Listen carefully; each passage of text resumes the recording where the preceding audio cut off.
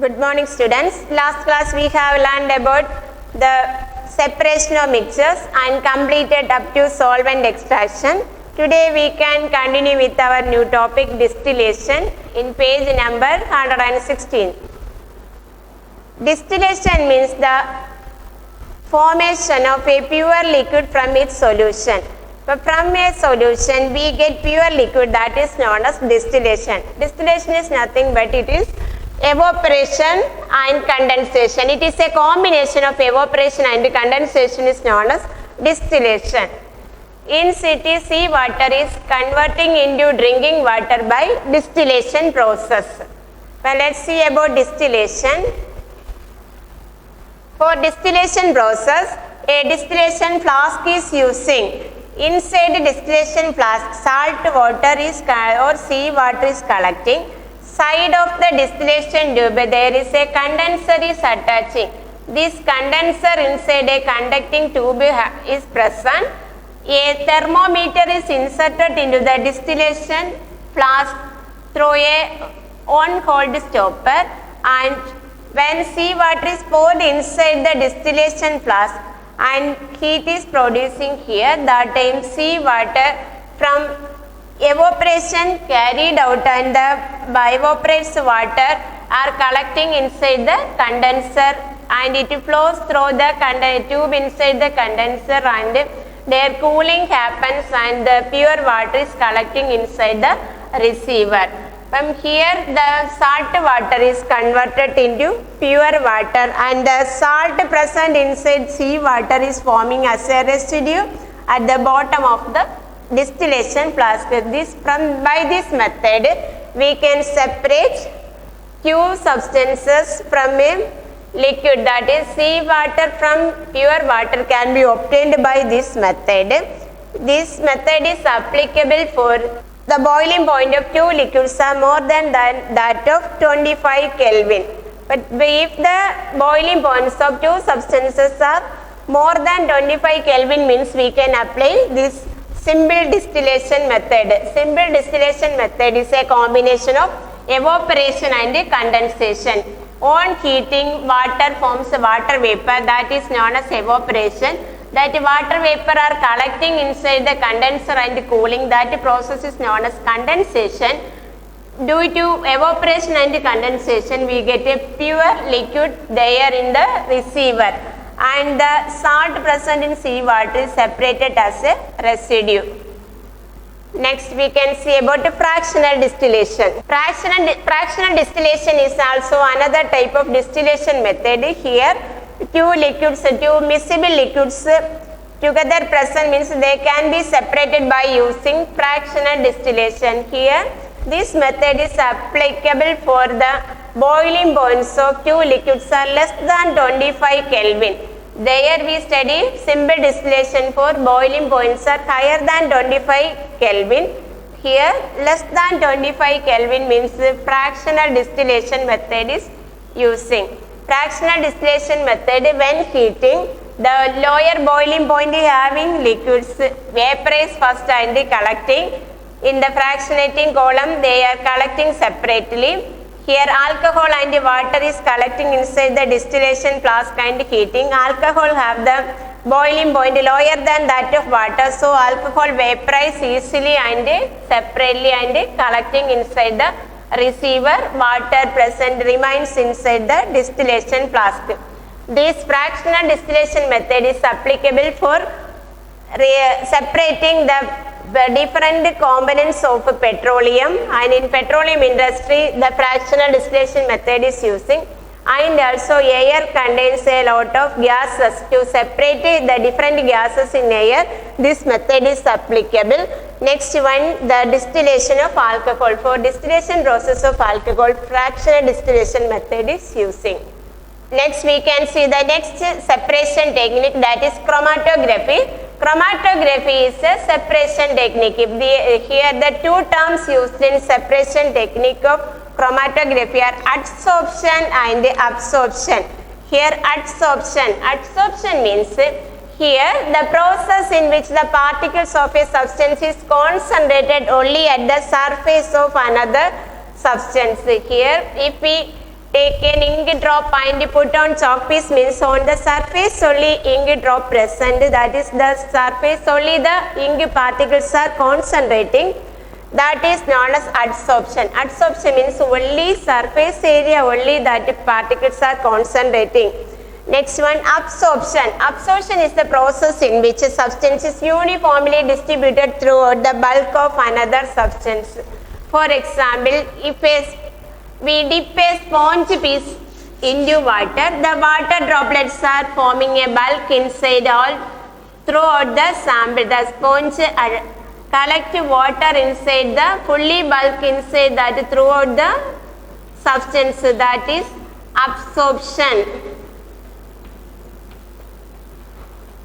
Adsorption means on the surface, if we put a ink drop on chalk piece means the ink drop present on the surface, that is adsorption. On the surface area only concentrating the particles, that is known as adsorption. Fully inside the bulk all the particles are concentrating, that is known as absorption. These are the two techniques used in chromatography. The two techniques used in chromatography are adsorption and absorption. Adsorption means it is concentrating, that is it is attracting on the surface area only the surface area the particles are attracting and concentrating.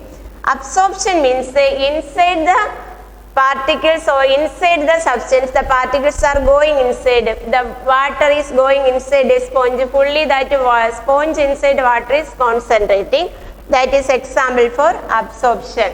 Next we can see about a paper chromatography. Chromatography is also a separation technique. This technique in the chromatography, one technique is paper chromatography. For this separated chromatographic papers are using, and also special solvents also using to separate the dyes in a substance. Here a black color ink is keeping on a chromatographic paper and this chromatographic paper is inserting inside a solvent. Here this black color ink is separated into different extent. This solvent is going inside the paper or it moves through the paper, and that colors of the ink are moving into different extent. Here three colors are present. Here in black color ink three dyes are present. Here one color, here next one, next third one is here. These three colors are move apart and into the different parts of that paper, that colors are separately moving in different extent. Here we can see three colors here, three dyes are separately we can see in this paper. That method is used in textile industry to separate colors. Here one black color contains three dyes, so dye separation for paper chromatography method is using. Chromatography is a separation technique.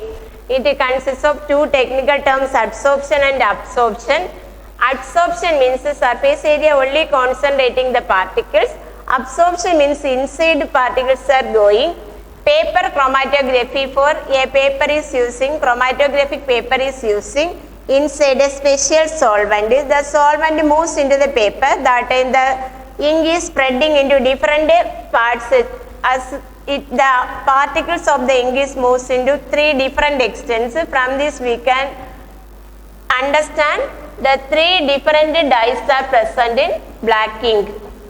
Let's see about solutions. Solution is a homogeneous mixture of two or more substances mixed together. For example, salt solution, salt water.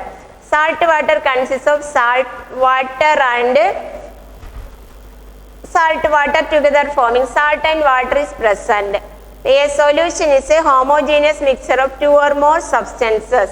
In a solution, the substance present in lesser amount is known as solute and the substance present in larger amount is known as solution. For example,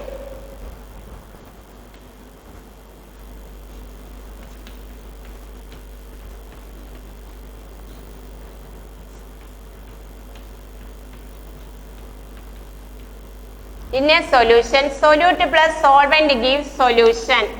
Here for example, we can consider salt water as an example, salt water. Here the contents are salt and water. The salt is present in smaller amount in a, if we take a glass of water and put a small amount of salt, the salt is present in lesser amount. So, salt is considered as solute. Salt is solute. The substance present in lesser amount is known as solute. The substance present in larger amount, water is the larger amount. So, water is solvent. In a solution, the substance present in lesser amount is known as solute and the substance present in larger amount is known as solvent. Solute plus solvent gives solution. For salt solution, salt plus water getting salt solution. Let's see about the types of solution. There are three types of solution. They are true solution, colloidal solution, and suspension. But there are three types of solution. They are true solution, colloidal solution, and suspension based on the particle size.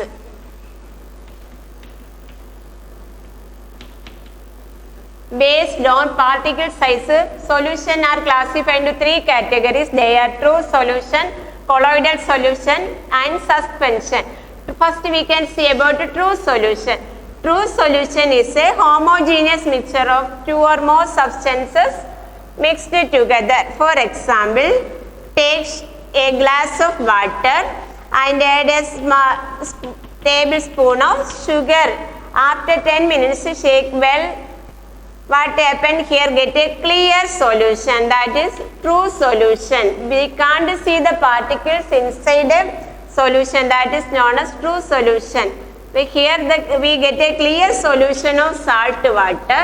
So salt water is a true solution. The particles we can see separately are known as true solution. Here true solution is a homogeneous mixture. Homogeneous means we can see the particles separately. Next, for colloidal solution, take starch powder or take some starch powder, or we can use rice soup. A turbidity like forming inside starch powder mixed with water, that time a turbidity are forming, but we can't separate the particles, that is colloidal solution. In colloidal solution, two phases are there, displaced phase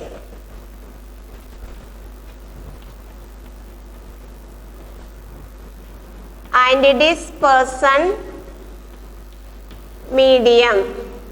Medium is water. Here water is acting as a medium. Dispersed phase is the starch particles. Minute, very minute starch particles are present inside. That is dispersed phase. That is solute. Dispersion medium is solvent. Here starch in water. Starch is dispersed phase starch powder. Dispersion medium is water. Here a turbidity like forming, so it is a heterogeneous mixture. It is a heterogeneous mixture of starch. Here homogeneous mixture. Next is suspension. For suspension, take wheat flour in a glass of water. There wheat flour, we can see the wheat flour particles, they settle at the bottom. If we shaking time, they are moving here and there. With our eyes we can see the particle. The particles are larger in size and also we can separate by filtration. So these type of solutions are known as suspension. But they are based on particle size. So solutions are classified into three categories. They are true solution, colloidal solution, and suspension. True solution is a homogeneous mixture. Here throughout the sample we can't see the particles. The particles are very minute. With our naked eye we can't see, that is true solution. Colloidal solution, the particles are larger than true solution.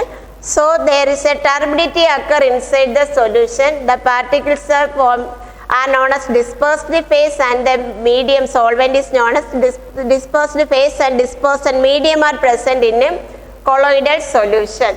Suspension means the particles separately we can see with our eyes, and also we can separate the particles by filtration.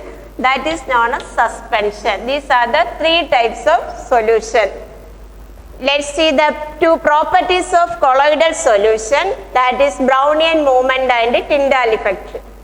The two properties of colloidal solution, Brownian movement. If we see by a powerful microscope, the colloidal particles are continuous random motion, that is known as Brownian movement. It was first observed by Robert Brown, so its name, this movement is known as Brownian movement. If the colloidal particles always in a continuous random motion, that process is known as Brownian movement. Next we can see about the Tyndall effect. When a beam of light is passed through a colloidal solution, we can visible the path of the light, that is known as Tyndall effect. Here through a true solution we can't visible the light. Through a colloidal solution we can see the path of light, that process is known as Tyndall effect. In suspension also light particles we can't see. But in colloidal solution, colloidal particles exhibit this property. The beam of light can be visible when it passes through the colloidal solution. This property is known as Tyndall effect. Today we learned about first simple distillation. Simple distillation is a combination of condensation and evaporation. Evaporation and condensation, this is applicable for the substances which are the boiling point is higher than that of 25 Kelvin. Next we study about fractional distillation. These are applicable for the boiling points are less than that of 25 Kelvin. These are used for petroleum industries and distillation of alcohol and separation of gases in air. And we study about chromatography. It is also a separation technique. Here we study about adsorption and absorption. Adsorption means the particles are concentrated on the surface. Absorption means the particles are collecting inside the substance. And also we study about paper chromatography. Paper chromatography is used to separate different dyes from a black ink. That one we learned. And also study about solutions and their types. A solution is a homogeneous mixture of two or more substances are mixed together. Solutions based on particle size classified into three categories. They are true solution, colloidal solution and suspension. Next we study about the two property of colloidal solution, that is Brownian movement and Tyndall effect. Brownian movement means the colloidal particles are always in a random motion, that is zigzag motion, that is known as Brownian movement. And when colloidal particles when a beam of light is passed on colloidal particles, the beam of light we can visible, that is known as Tyndall effect. Up to we have learned today. Okay students, study well, take care of your health and ask your doubts. Okay, thank you.